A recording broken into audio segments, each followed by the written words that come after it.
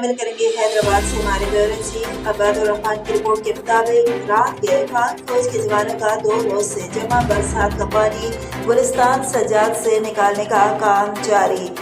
حیدرآباد جنگ کا میدان ہو یا ہو بارڈر، ملک میں آئی آفت میں سب سے پہلے مدد کے لیے پہنچنے والے پاک فوج کے جوانوں نے اندرون سندھ سمیت حیدرآباد میں بھی اپنا کام جاری رکھا ہوا ہے۔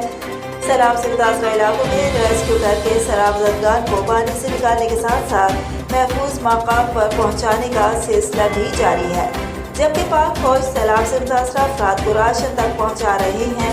اسی سلسلے میں 2 روز سے بارش میں ڈوبا گلستان سجاد میں بھی رات میں پاک فوج کی گاڑیوں میں سوار ہو کر پہنچ گئے۔ وہاں کئی فٹ پانی کی نکاسی کے لیے پمپنگ موٹریں لگا کر نکاسی کا کام شروع کر دیا گیا۔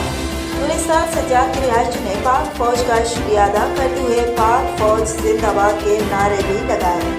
مزید خبروں اور اپڈیٹس کے لیے دیکھتے رہیے ٹوڈے نیوز HD۔